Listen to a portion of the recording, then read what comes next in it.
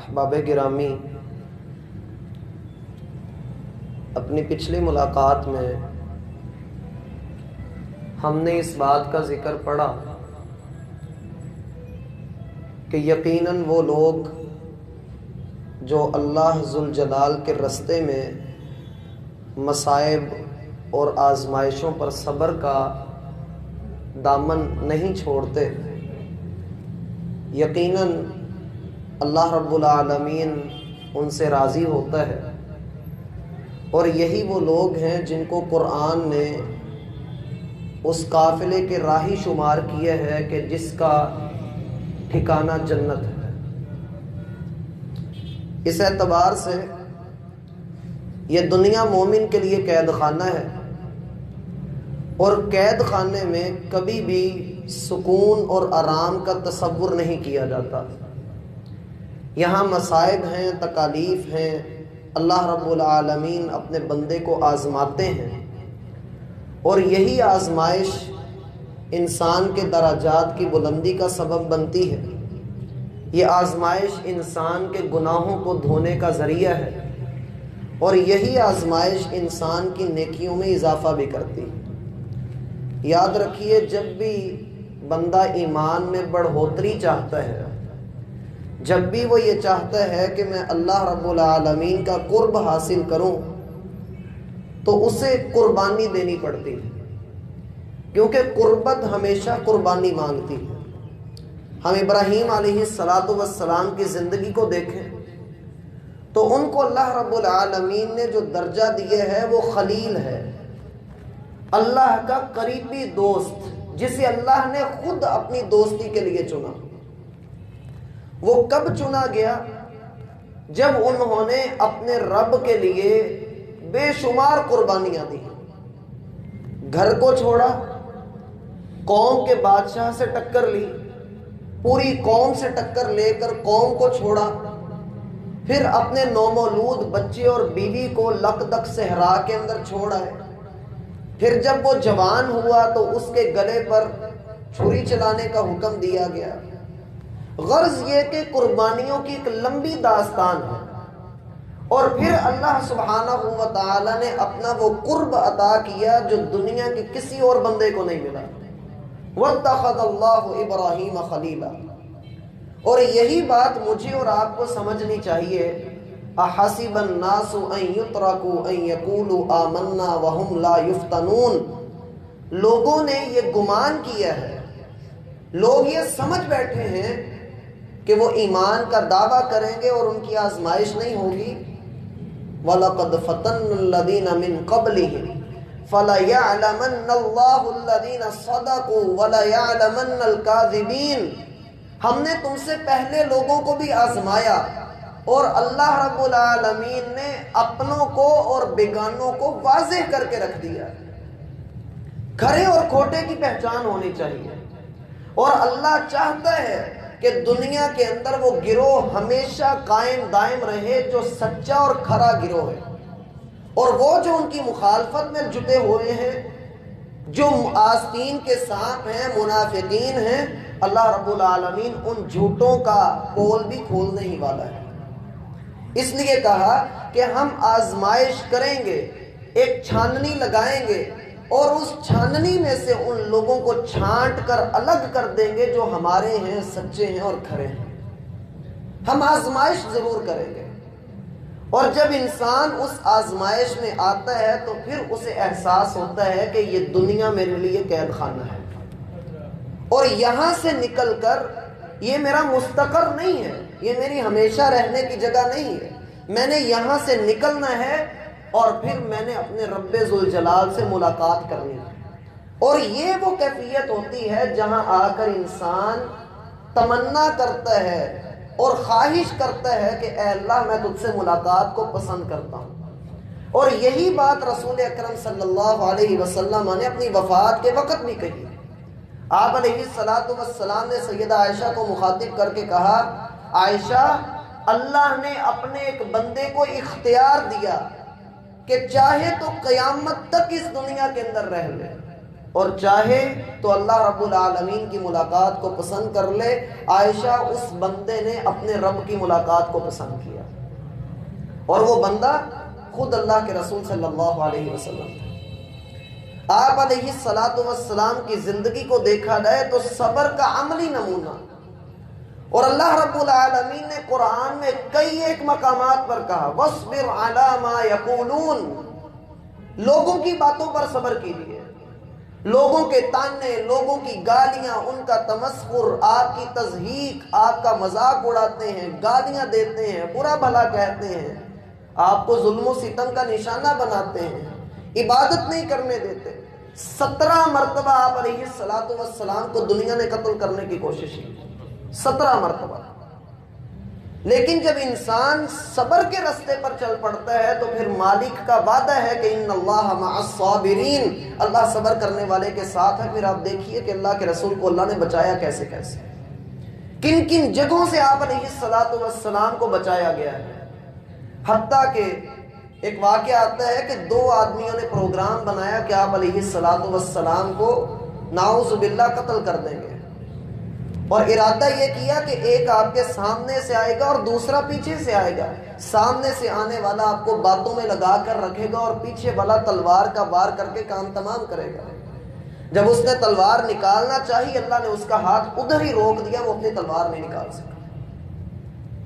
تو بات یہ ہے میرا بھائی کہ اگر آپ اللہ والے بن جاتے ہیں اور اللہ کی بھیجی ہوئی آزمائشوں پر صبر کرتے ہیں تو یقین مانی اللہ رب العالمین آپ کو وہاں سے مدد عطا کرے گا کہ ہم نے سوچا بھی نہیں ہوگا۔ وَمَن يَتَّقِ اللَّهَ يَجْعَل لَّهُ مَخْرَجًا وَيَرْزُقْهُ مِنْ حَيْثُ لَا يَحْتَسِبُ، جو تقویٰ کا اختیار کر لیتا ہے، جو تقویٰ کا راہی بن جاتا ہے، اللہ رب العالمین مصیبتوں سے نکلنے کے لیے راستے کھول دیتا ہے اور اسے وہاں سے رزق اور مدد ملتی ہے جہاں سے اس کا گمان بھی نہیں ہوتا۔ وَمَن يَتَوَكَّلْ عَلَى اللَّهِ فَهُوَ حَسْبُهُ، جو اللہ پر توکل کرتا ہے، یقین مضبوط رکھتا ہے، جو یقین کی راہ پہ چلتا ہے، مالک اس کے قدموں کو مضبوطیاں عطا کرتے ہیں، اللہ اس کو کافی ہو جاتا ہے۔ اور جو آیت آج ہمارے پیش نظر ہے اس صبر کے موضوع میں، ان میں چیزیں گنی ہیں، اللہ رب العالمین نے کتنی چیزیں گنوائی ہیں، اور پھر ان کے بعد اللہ رب العالمین فرماتے ہیں خوشخبری ہے ان لوگوں کے لیے جو صبر کرتے ہیں۔ دنیا کے حالات اور بالخصوص جن حالات سے ہم گزر رہے ہیں، اللہ رب العالمین نے اس آیت کے اندر میری اور آپ کی موجودہ زندگی کی عملی تصویر سامنے رکھی۔ اللہ فرماتے ہیں وَلَنَبْلُوَنَّكُمْ بِشَيْءٍ مِّنَ الْخَوْفِ، ہم تمہیں آزمائیں گے، تمہیں مبتلا کریں گے، تم پر آزمائش بھیجیں گے، اور آزمائشوں میں سے سب سے بڑی آزمائش جو اللہ بھیجے گا وہ خوف ہوگی، تم پر خوف مسلط کر دیا جائے گا۔ اب یہ خوف کئی ایک معنوں میں ہو سکتا ہے، لیکن اس وقت جو ہم پر خوف طاری ہے وہ خوف ہے دشمن کا خوف، کہیں جنگ نہ لگ جائے۔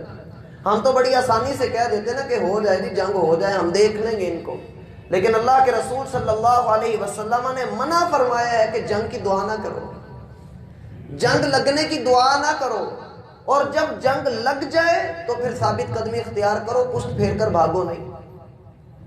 اور خوف یہ بھی ہوتا ہے کہ ہم گھر سے باہر نکلتے ہیں تو ہمیں یہ خوف ہوتا ہے کہ پتہ نہیں زندہ واپس آنا بھی ہے کہ نہیں، اللہ نہ کرے کہیں دھماکہ ہو جائے، اللہ نہ کرے کہیں ایکسیڈنٹ ہو جائے، اللہ نہ کرے کوئی اور معاملہ خراب ہو جائے۔ وَلَنَبْلُوَنَّكُمْ بِشَيْءٍ مِّنَ الْخَوْفِ، اس خوف کی زندگی میں جب انسان کے چاروں طرف موت کی وادی ہو اور انسان ہر طرف موت میں گھرا ہوا ہو، اللہ رب العالمین فرماتے ہیں ہم خوف میں ڈال کر تم کو آزمائیں گے، اور اس خوف میں بڑے بڑے مہرے ہل جاتے ہیں، بڑے بڑے لوگ اپنے دین کا ساتھ چھوڑ جاتے ہیں۔ اور خوف کیسا ہوتا ہے کہ دین پر عمل کیا تو لوگ مجھے تانے ماریں گے، لوگ میری جان کے درپے ہو جائیں گے۔ اگر میں نے دین کی کسی بات پر عمل کیا، میں نے سچ بولا تو میری زبان کاٹ دی جائے گی، جو سچ کہوں تو میں معاشرے کی نظر میں کھٹکنے لگوں گا، اور اگر میں اللہ رب العالمین کے قانون کی بات کروں تو لوگ مجھے مسیتڑ ہونے کا اور مولوی ہونے کا تانا دیں گے۔ یہ خوف ہے، یہی خوف ہے جسے ہم نے آج فیشن کا نام دے کر اپنے آپ کو دین سے دور کیا ہوا ہے۔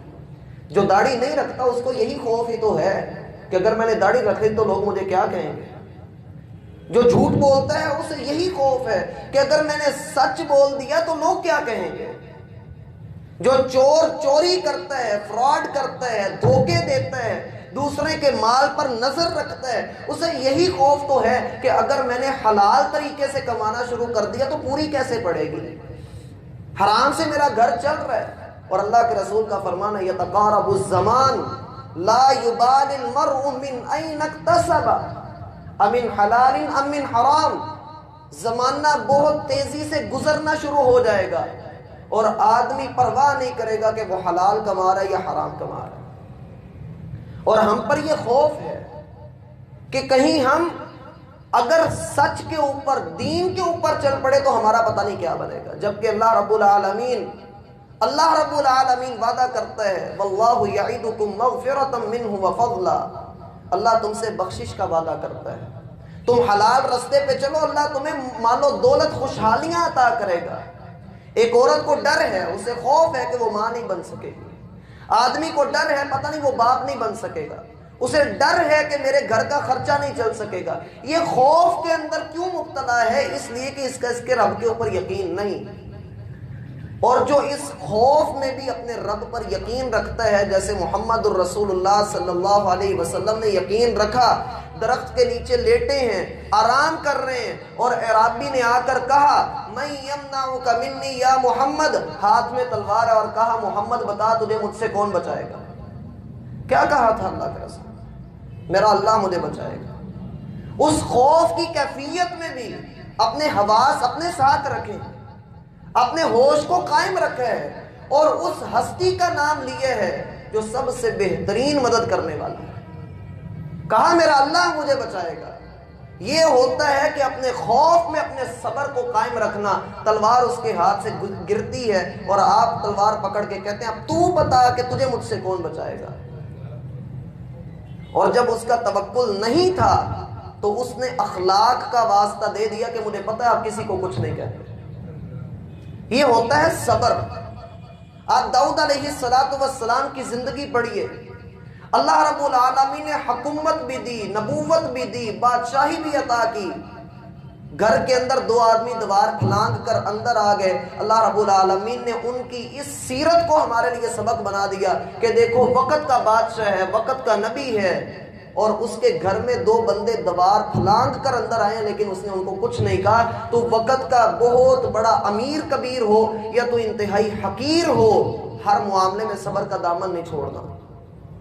لوگوں نے ارادہ کیا کہ یوسف کو مار دیں، یوسف کو مار دیں، بھائیوں کا ارادہ یہی تھا، اس لیے کنویں میں ڈال دیا لیکن مار نہیں سکے۔ اور لوگوں نے ارادہ کیا کہ کھوٹے داموں میں بیچ کر اس کو غلام بنا دے، اللہ نے اسی گھر کے اندر یوسف کو بادشاہ بنا دیا۔ بات یہ ہے کہ صبر کا دامن ساتھ رکھیے، ڈریے نہیں، اور اگر ڈر آ بھی جائے تو اس ڈر میں بھی اپنے رب کو یاد رکھیے۔ وَلَنَبْلُوَنَّكُمْ بِشَيْءٍ مِّنَ الْخَوْفِ، اگلی چیز جس میں اللہ آزمائیں گے وَالْجُوعِ، بھوک سے۔ تم پر بھوک ہم نازل کریں گے جس کی وجہ سے تم آزمائے جاؤ گے۔ بھوک کے دو معنی ہیں۔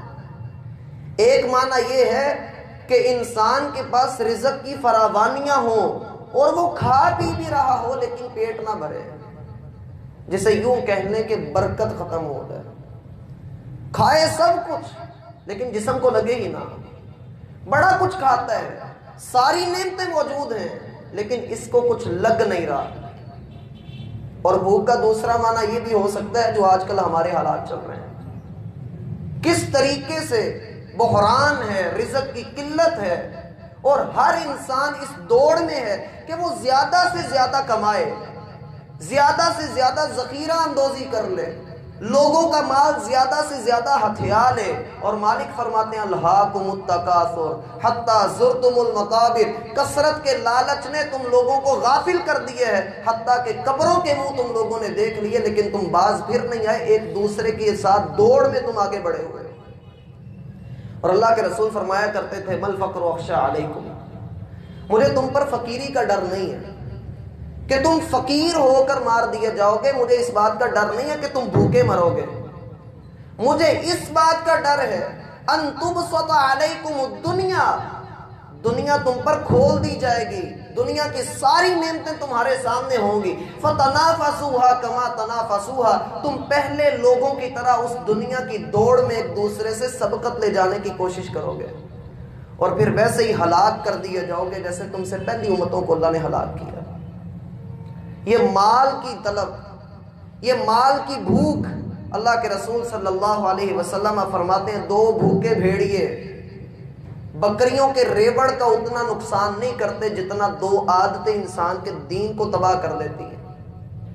2 بھوکے بھیڑیے بکریوں کے ریوڑ کا اتنا نقصان نہیں کرتے جتنا 2 عادتیں انسان کے دین کا ستیہ ناش کر دیتی ہیں۔ ان میں سے پہلی عادت مال کی خواہش رکھنا کہ میرے پاس مال ہو تو زیادہ ہو، اور دوسری عادت کہ میری کرسی سب سے اونچی ہو، میں سب سے زیادہ شہرت یافتہ ہوں۔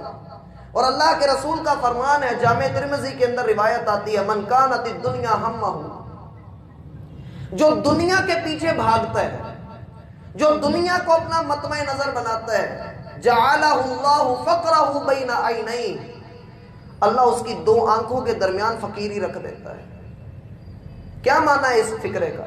اس فکرے کا معنی یہ ہے کہ اگر کوئی بیماری لگتی ہے 70 ڈاکٹروں کو چیک کرواتا ہے، 71ویں کے پاس جا کر پتہ لگتا ہے کہ اس کو یہ بیماری ہے، ترلے لیتا رہتا ہے، دنیا کی ہر نعمت موجود ہے لیکن کنگلا فقیر اتنا کمزور ہے کہ جمع لہ شملہ، اللہ رب العالمین اس کے کاموں کو بکھیر دیتا ہے۔ صبح کا نکلا، رات کے وقت گھر آتا ہے، نہ دین کا پتہ نہ دنیا کا پتہ، بس ایک ہی لت ہے کہ میرا مال زیادہ ہو جائے، اور دنیا میں سے اس کو صرف اتنا ہی ملتا ہے جتنا اس کا مقدر ہے۔ اور جس کا مطمع نظر آخرت بن جائے، جو آخرت کا طلبگار بن جائے، اللہ رب العالمین اس کے دل کو غنا سے بھر دیتا ہے، اسے دنیا کی کسی چیز کی پرواہ رہتی نہیں ہے، اور اس کے سارے معاملات کو اللہ سمیٹ کر اس کے سامنے رکھ دیتا ہے، اور اللہ رب العالمین دنیا کو ذلیل کر کے اس کے قدموں میں رکھ دیتا ہے کہ جو دل کرتا اٹھا لے۔ والجوع، بھوک میں اللہ رب العالمین تمہیں آزمائیں گے، اور اس بھوک کے عذاب کے اندر قائم کون رہتا ہے؟ یہ اللہ رب العالمین سے بندے کو دعا کرنی چاہیے کہ اللہ ہمیں اس میں قائم دائم رکھے۔ میرا بھائی، ہم ہر بندہ ترلے لے رہا ہے، ہر بندہ ہی گالیاں دے رہا ہے کہ اس نے بڑا کچھ کر دیا، فلاں ہو گیا، یہ ہو گیا، وہ ہو گیا۔ میرا بھائی ایک لمحے کے لیے یہ بھی سوچ لیں کہ جس رب نے آج سے چند ماہ قبل ڈھیروں رزق دیا ہوا تھا، اگر وہ تھوڑا سا آزما رہا ہے تو صبر سے کام لے لیں، ٹھنڈے دل سے کام لے لیں۔ وہ رب جہاں 2 روٹیاں دے رہا تھا، اگر آج وہ 1.5 روٹی پہ لے کر آئے تو پھر کیا ہوا؟ اس کا وعدہ ہے کہ وہ رزق عطا کرے گا۔ اللہ کے رسول کا فرمان ہے کہ آدمی رزق سے ڈر کے رزق سے ویسے ہی بھاگے جیسا اپنے موت سے ڈر کے بھاگتا ہے۔ حدیث غور سے سنیے گا، بندہ اپنے رزق سے ویسے بھاگے جیسا اپنی موت سے ڈر کے بھاگتا ہے، تو اس کا رزق اس کو ایسے ہی آ کر ملے گا جیسے موت آ کر مل جاتی ہے۔ اس کا رزق اس کو ویسے ہی ملے گا جیسے موت اس کو آ کر مل جاتی ہے۔ وَنَقْصٍ مِّنَ الْأَمْوَالِ، تیسری چیز جس میں اللہ بندے کو آزمائیں گے وہ مال کی کمی ہے۔ بندے کے مال میں کمی کر دی جائے گی، اور ایسا ہو رہا ہے۔ بسا اوقات کمی ایسے بھی ہوتی ہے کہ مال تو ڈھیروں موجود ہوتا ہے لیکن انسان اس کو خیر کے کاموں میں خرچ نہیں کر پاتا۔ والانفس، چوتھی چیز جس میں اللہ رب العالمین بندے کو آزمائیں گے وہ جانوں کی کمی۔ عزیز رشتہ دار فوت ہونے لگ جائیں گے، جانوں کی کمی ہونے لگ جائے گی، وبائی امراض ایسے آئیں گے کہ انسانوں کی جماعتوں کی جماعتیں وفات پا جائیں گی۔ اس وقت میں بھی اللہ اپنے بندے کو آزمائیں گے، جیسے ہم چند سال قبل ڈینگی کو دیکھ چکے ہیں، اس سے بھی پیچھے جائیں تو برڈ فلو آیا تھا، اس سے بھی پیچھے جائیں تو بکروں کے اندر بیماری آئی تھی۔ ان بیماریوں میں اللہ رب العالمین بندے کو آزماتے ہیں کہ کون ثابت قدمی اختیار کرتا ہے، اور کون صبر کرتا ہے؟ باپ چلا جائے، ماں چلی جائے، اولاد چلی جائے، ان سب میں صبر کرنا۔ اور خوشخبری ہے ان لوگوں کے لیے، اللہ کے رسول صلی اللہ علیہ وسلم نے فرمایا کہ جس بندے کا بیٹا بلوغت سے قبل فوت ہو جاتا ہے، اللہ اپنے فرشتوں سے پوچھتے ہیں کہ تم نے میرے بندے کے بیٹے کی روح کو قبض کیا، بتاؤ میرے بندے نے کیا کہا؟ فرشتے کہتے ہیں اللہ، اس نے کہا کہ الحمدللہ، تو نے جس حال میں اللہ تو نے مجھے رکھا ہے میں اس میں خوش ہوں۔ اللہ فرماتے ہیں کہ اپنے میرے اس بندے کے لیے جنت کے اندر ایک محل تیار کرو اور اس کا نام رکھو بیت الحمد، یہ تعریف کرنے والے آدمی کا گھر ہے، یہ اس کا گھر ہے کہ جو مصیبت میں بھی اللہ کا شکر ادا کرتا ہے۔ اور اسی طریقے سے اگلی چیز جس میں اللہ رب العالمین بندوں کو آزماتے ہیں، والثمرات، پھلوں کے اندر، فصلوں کے اندر کمی ہو جاتی ہے۔ جتنا بندے نے انویسٹ کیا ہوتا ہے اتنا بندے کو فصل حاصل نہیں ہوتی، اس میں بندے کو اللہ رب العالمین آزماتے ہیں۔ اور پھر ان آزمائشوں میں خوشخبری ہے ان لوگوں کے لیے جو صبر کرنے والے ہیں۔ صبر کرنا سیکھ لیجیے۔ انسان کی جان میں کمی ہو جائے، اس کے گھر والے فوت ہونے لگ جائیں، اور اس کے مال میں کمی ہونی شروع ہو جائے، نقصان ہو جائے، اور اس کی فصل میں کوئی نقصان ہونا شروع ہو جائے، وَبَشِّرِ الصَّابِرِينَ، وہ صبر کرنے والا ہو۔ اور آخری بات سن کر ہم بات کو مکمل کرتے ہیں۔ صبر کیا ہوتا ہے؟ صبر یہ ہوتا ہے کہ اللہ کے رسول صلی اللہ علیہ وسلم کے ایک صحابی تھے ابو سلمہ، ان کی وفات ہو گئی۔ اللہ کے رسول صلی اللہ علیہ وسلم ان کے گھر تعزیت کے لیے گئے۔ ان کی بیوی ام سلمہ رضی اللہ عنہا، ان کو اللہ کے رسول نے کہا کہ ام سلمہ اللہ سے دعا کر، انا للہ و انا الیہ راجعون، اللہم اجرنی فی مصیبتی واخلف لی خیرا منہا، اے اللہ میری مصیبت کا مجھے اجر دے اور مجھے اس سے بہترین نعم البدل عطا کر۔ سیدہ ام سلمہ کہتی ہیں کہ میں نے دل میں سوچا کہ ابو سلمہ سے بہترین شوہر اور کون ہو سکتا ہے، کون ہو سکتا ہے؟ لیکن اللہ کے رسول کا حکم تھا تو میں نے اللہ سے دعا کی، اے اللہ میری مصیبت کا مجھے اجر دے اور مجھے اس کا بہترین نعم البدل عطا کر دے۔ کہتی ہیں کہ میں نے عدت گزاری تو مجھے اللہ سبحانہ و تعالی نے رسول اللہ صلی اللہ علیہ وسلم کے نکاح میں دے دیا، اور میں نے پہچان لیا کہ یقیناً ابو سلمہ سے بہترین شوہر محمد الرسول اللہ نے مجھے عطا کر دی ہے۔ اسی طریقے سے ابو طلحہ کا واقعہ آتا ہے کہ ان کا ایک چھوٹا بیٹا تھا، وہ رات کو فوت ہو گیا، شام کے وقت وہ گھر سے باہر تھے اور وہ فوت ہو گیا۔ ابو طلحہ جب گھر کے اندر آئے تو اپنے بیٹے کے متعلق پوچھا کہ میرے بیٹے کا اب کیا حال ہے؟ بیوی ام سلیم رضی اللہ عنہا نے کہا کہ پہلے سے آرام میں ہے، پہلے سے بہت آرام میں ہے۔ وہ اس کی طرف بڑھے کہ اس کو دیکھ کے کہا چھوڑیے وہ آرام کر رہا ہے، اور خوب اچھے طریقے سے انہوں نے اپنے خامن کی خدمت کی، حق زوجیت عطا کیا۔ پھر جب صبح کا وقت ہوا تو اپنے خامن ابو طلحہ رضی اللہ عنہ کو کہنے لگی، ابو طلحہ ایک بات تو بتائیں، اگر ہمسایوں نے ہمیں کوئی چیز بھیجی ہو اور ہم اس کو استعمال کریں، پھر استعمال کرنے کے بعد ہمسائے ہم سے اس چیز کی واپسی کا تقاضا کریں اور ہم وہ چیز ان کو واپس نہ کریں، تو کیا ہم درست کر رہے ہیں؟ ابو طلحہ کہنے لگے نہیں اللہ کی قسم یہ تو ظلم ہے، یہ تو زیادتی ہے۔ سیدہ ام سلیم کہنے لگی پھر یاد رکھیے آپ کا بیٹا اللہ نے ہمیں دیا تھا، اللہ نے اسے واپس بلا لیا ہے۔ صبر دیکھیے۔ اور ابو طلحہ کہنے لگے اللہ کی بندی تو نے مجھے پہلے کیوں نہیں بتایا؟ فجر کے وقت اللہ کے رسول صلی اللہ علیہ وسلم کی خدمت میں حاضر ہوئے اور کہا ہے اللہ کے رسول یہ اور یہ معاملہ ہے، میری بیوی نے بتایا نہیں اور میں اس کے قریب بھی چلا گیا، حق زوجیت بھی قائم کر لیا۔ اللہ کے رسول صلی اللہ علیہ وسلم فرمانے لگے ہو سکتا ہے کہ اللہ تیری اس رات میں تجھے برکتیں عطا کر دے۔ اللہ رب العالمین کے حکم سے ان کے گھر ایک بیٹا پیدا ہوا، اور پھر اس بیٹے کی نسل میں 9 بیٹے پیدا ہوئے، 9 کے 9 قاری قرآن تھے۔ اللہ رب العالمین صبر کے یوں بدلے دیا کرتا ہے۔ اس لیے میرا بھائی خوشخبری ہے صبر کرنے والوں کے لیے، اور اللہ کا فرمان ہے انما یوفی الصابرون اجرهم بغیر حساب، اللہ صبر کرنے والوں کو کل قیامت والے دن بے حد و حساب اجر عطا کرے گا۔ ایک حدیث آتی ہے، اللہ کے رسول فرماتے ہیں کہ کل قیامت والے دن شہید کو بلایا جائے گا، اور جتنا اس کا اجر بنتا ہے اس کا اجر اس کو دے کر جنت میں داخل کر دیا جائے گا۔ پھر ایک امیر آدمی کو بلایا جائے گا، جتنا اس کا اجر بنتا ہے اس کو اجر دے کر جنت میں داخل کیا جائے گا۔ پھر صابر شخص کو بلایا جائے گا جو دنیا میں مصیبتوں پر صبر کرتا رہا، اس کو بلایا جائے گا، اور پھر ترازو ہٹا دیا جائے گا کہ اس کا جو اجر ہے وہ ترازو میں تولا نہیں جا سکتا۔ اللہ اسے بے حد و حساب اجر عطا کریں گے اور جنت میں داخل کریں گے۔ اور جنت کے اندر وہ لوگ جو دنیا میں عافیت میں رہے، سکون میں رہے، مصیبتیں ان کے اوپر نہیں آئیں، جب وہ صبر کرنے والوں کا درجہ دیکھیں گے کہ اللہ نے ان کو کتنا بلند اور بالا درجہ عطا کیا ہے، وہ اس وقت خواہش کریں گے کہ کاش دنیا میں ان کے جسموں کو کینچیوں سے کاٹا جاتا اور یہ بھی اس درجے پر پہنچ جاتے۔